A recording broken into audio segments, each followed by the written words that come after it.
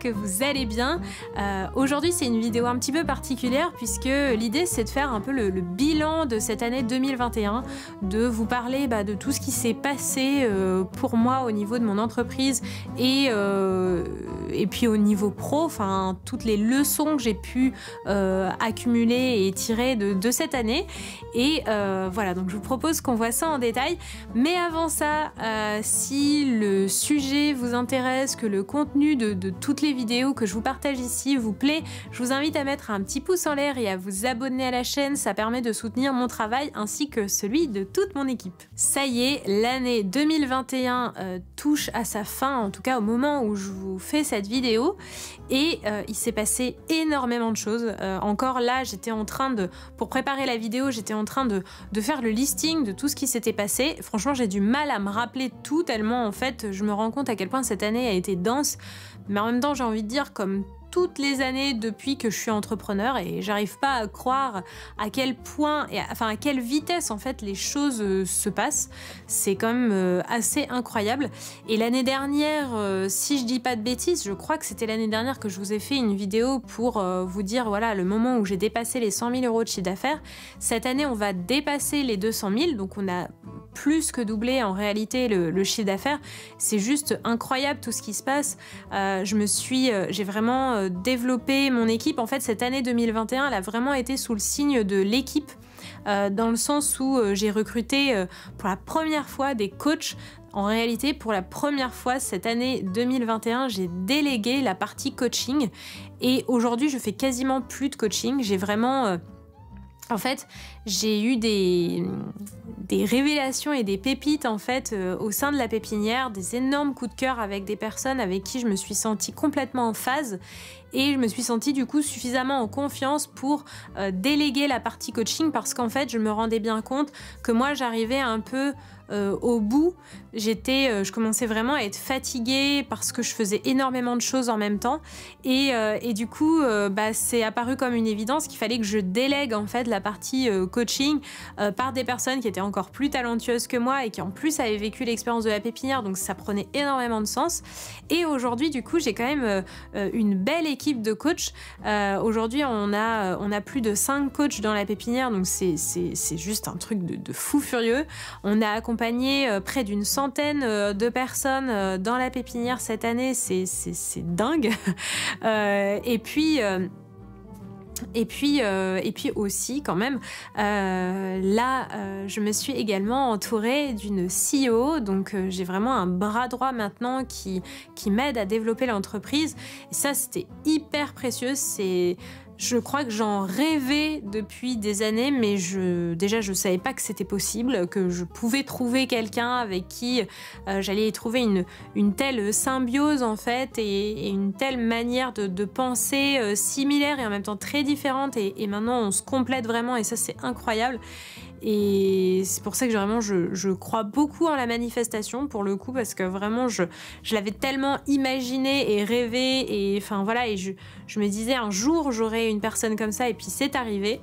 Idem pour les coachs, tellement heureuse en fait d'avoir une équipe aussi incroyable. Et puis quand même parce que ça c'est quelque chose qui est en train de voir le jour pour le 1er janvier 2022. Du coup on est en train de faire nos premiers recrutements en CDI et ça j'en reviens pas.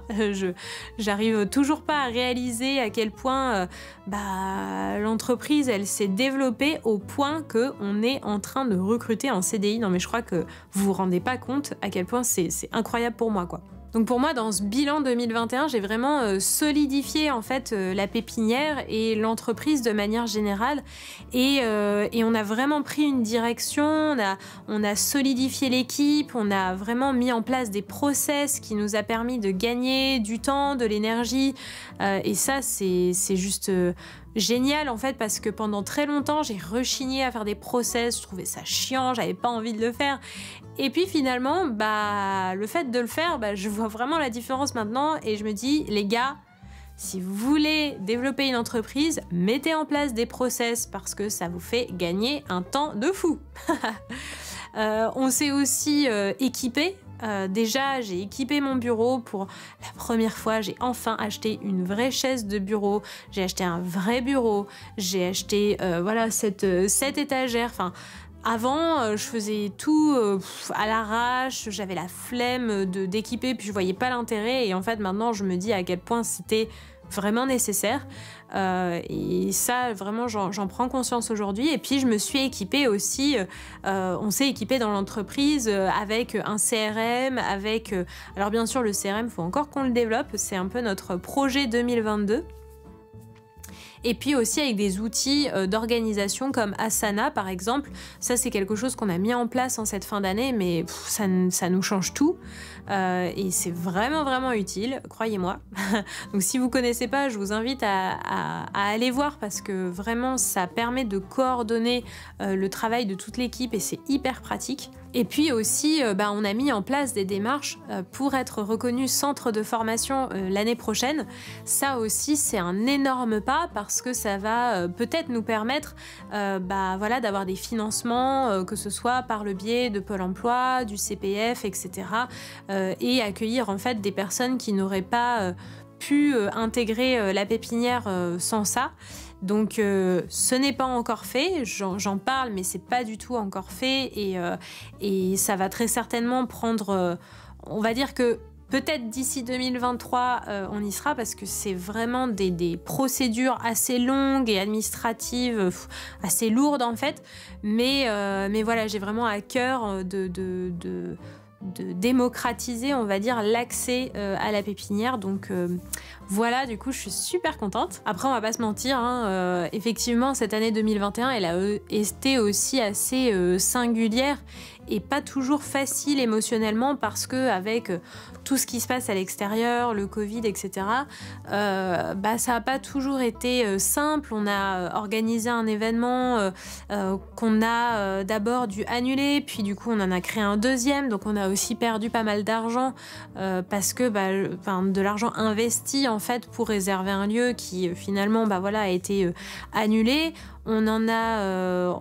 On a créé un deuxième événement au mois de septembre parce que je voulais vraiment célébrer les 1 an de la pépinière et ça a été incroyable d'organiser cet événement, de se rencontrer en vrai, de passer ces jours ensemble en fait. Et je me suis vraiment dit à quel point c'était fort de passer ces moments-là ensemble et à quel point ça permettait de décupler encore plus tous les apprentissages qu'on pouvait vivre dans la pépinière pour les membres et puis pour moi de voir ces étincelles dans les yeux des participants, c'était juste incroyable et j'ai méga hâte d'en faire d'autres, même si c'est vrai qu'avec le contexte ça facilite pas les choses voilà, d'organiser vraiment quelque chose, mais en tout cas vraiment j'ai adoré ces jours et ça nous a donné beaucoup de pistes pour toute l'équipe pour les prochains événements, donc franchement j'ai juste super hâte. Bon, je sais, j'ai répété plein de fois que j'avais super hâte, mais c'est vraiment parce que j'ai hâte. En tout cas, au niveau des leçons, cette année 2021, elle m'a quand même apporté énormément de choses. Enfin, d'ailleurs, pas quand même, elle m'a apporté énormément de choses. Même s'il y a des choses que je savais déjà, ça m'a encore plus renforcé cette vision que seul on ne peut pas y arriver. On ne peut pas développer une entreprise sans une équipe. Et vraiment... Je vois à quel point les choix du cœur sont les bons parce que mon équipe elle est incroyable et j'aurais jamais cru avoir une équipe comme ça un jour. Et il y a eu plusieurs moments dans l'année où vraiment j'étais fatiguée ou alors j'avais pas d'énergie pour l'entreprise, j'avais d'autres choses au niveau personnel, etc. Et de voir à quel point l'entreprise elle pouvait tourner sans moi, à quel point je pouvais compter sur mon équipe, ça a été énorme en fait. Et donc pour moi là la grande leçon c'était vraiment de me dire mais tu vois Flore, Vraiment, l'équipe, c'est central. Et c'est aussi pour ça que l'année 2022, j'ai vraiment envie de la consacrer, de consacrer une bonne partie de cette année à solidifier en fait l'équipe, renforcer la vision d'équipe, mettre en place des retraites en équipe. Enfin voilà, vraiment développer le team building, quoi, et faire en sorte que toute l'équipe se sente ultra bien et soit hyper heureuse de travailler à nos côtés. Et ça va vraiment être le focus 2022. Je dirais aussi que la deuxième leçon, c'est que en fait, purée, on peut vraiment développer quelque chose de grand en fait, et c'est pas si dur que ça. C'est vraiment qu'une question de choix, et je pensais vraiment que je pensais pas que ce serait possible en fait d'en arriver là où j'en suis aujourd'hui. Pour être honnête, en être à un stade de recruter en CDI, ça me paraît tellement improbable et complètement dingue. Et je sais pas comment vous le percevez de l'extérieur, mais pour moi, c'est vraiment impensable en fait, et en même temps juste là. J'en reviens pas d'envoyer des mails à mon comptable. Déjà, quand je dis mon comptable, ça me fait hyper bizarre. Quand je dis mon équipe, ça me fait encore plus bizarre. Et quand je me dis que là, on est en train de réfléchir au contrat en CDI, de rédiger les contrats, de réfléchir à la paye, à tous les avantages qu'on va proposer à nos salariés, etc. Et de me dire que on va avoir des salariés dans l'entreprise que j'ai créée de mes propres mains avec 0 € et toute seule au départ, j'en reviens pas. Et il y a une énorme fierté évidemment qui se dégage de ça, mais ça montre, la leçon que j'en tire vraiment, c'est que ça montre à quel point j'ai bien fait en fait de me focaliser sur un produit. Plutôt que de vouloir lancer 50 000 produits différents, 50 000 offres où j'ai pas de temps, où j'ai pas d'énergie pour ça. Et voilà, et que en fait j'ai bien fait de me concentrer sur une chose, parce qu'aujourd'hui j'en récolte clairement les fruits, et c'est ce que je souhaite pour tous mes clients, clairement. Une autre leçon aussi que je retire de cette année 2021, c'est qu'on peut vraiment créer son modèle d'entreprise, son propre modèle d'entreprise qui nous ressemble, notamment parce que là je suis en train de recruter en CDI, et je parle avec mon comptable qui me dit voilà, les 5 semaines par an de congé, les RTT, etc. Qu'est-ce que vous voulez faire? Et je me dis mais moi en fait j'ai envie de créer un nouveau modèle, quoi. J'ai pas envie de refaire la même entreprise qui fonctionne pas en fait et dans laquelle moi-même j'avais pas envie de travailler. Et du coup je me rends compte à quel point peu importe où on en est dans l'entrepreneuriat, c'est à nous d'inventer un nouveau modèle. C'est pas parce qu'on est entrepreneur qu'on est obligé de bosser 70 heures par semaine, et si ça nous convient pas, c'est à nous de le créer. Même si on n'a pas de modèle autour de nous, même si on n'a personne pour nous montrer comment faire, c'est peut-être notre rôle en fait. Et moi aujourd'hui, j'en suis arrivée à un stade où je me dis ok, si ça n'existe pas, faut que je l'invente. Et ça a énormément changé dans ma vision des choses. Avant, je me disais « Ah, c'est dommage, personne l'a fait. Tiens, ça, j'aurais vraiment aimé. » J'en sais rien, ne serait-ce que des trucs aussi bêtes que récemment, j'ai fait des... on a offert des cadeaux à nos membres pour les 1 an de la pépinière, et on leur a offert des carnets. Et vraiment, j'ai galéré pour trouver un imprimeur qui soit un tant soit peu écolo, avec des jolis carnets, avec du papier de qualité, etc. Et je me suis dit, mais en fait, ça n'existe pas, quoi. Enfin, vraiment, j'ai cherché partout, et les imprimeurs que je trouvais, c'était vraiment pas terrible, ou alors c'était hyper cher, mais c'était pas écologique. Et je me suis dit, ok, tiens, ça peut être une idée de business plus tard, quoi. Et ça a été comme ça pour un tas de choses dans mon quotidien, où avant, j'avais pas du tout cette vision-là. Et maintenant, quand quelque chose n'existe pas, je me dis, tiens, ça c'est quelque chose que je pourrais inventer. Et du coup, j'ai comme développé une facette à l'intérieur de moi d'inventeur en fait, et je trouve ça super excitant pour la suite, même si bien sûr je pense pas que je ferai le millième de toutes les idées que j'ai, mais je dirais que la leçon que j'ai tirée de tout ça, c'est ne pas se limiter en fait en se disant ça n'existe pas, dommage, mais plutôt de se dire ça n'existe pas, je l'invente. Ça a énormément changé les choses dans mon quotidien, dans ma vision de l'entreprise, dans ma vision de l'entrepreneuriat en fait. Et je dirais que la dernière leçon, qui n'est pas des moindres, qui est peut-être la plus grande leçon que j'ai acquise cette année, et ça y est, maintenant c'est enfin acquis et je suis super contente de ça, c'est d'avoir eu cette prise de conscience qu'on peut développer une entreprise, faire plusieurs centaines de milliers d'euros. Et pour être honnête, dans l'entreprise, on est en route vers le million. Donc on vise le million d'euros de chiffre d'affaires et peut-être un jour on visera le milliard et voilà. Et de garder son humanité. Et je pensais pas... En fait, j'avais très très peur de perdre mon humanité. Du coup, je freinais beaucoup le développement de mon entreprise parce que j'avais peur de me perdre dans cette course à l'argent, dans ce rythme effréné, en fait, de me dire « ouais, il faut que je développe une grosse boîte, etc. etc. » J'avais très très peur de ça. Et en fait, je me suis rendu compte cette année à quel point on pouvait vraiment garder cette humanité, avoir envie de contribuer au monde sincèrement, garder ce lien avec ses clients, avec son équipe, être hyper humain en fait, pareil dans sa communication, voilà, prendre plaisir à écrire, enfin moi je prends énormément de plaisir à écrire ma newsletter ou à poster sur Instagram en me disant vraiment chouette, j'espère que ce truc là ça va aider les gens, ou pareil quand je fais des vidéos YouTube, j'essaye toujours de chercher la qualité et de proposer du contenu qui va vraiment aider.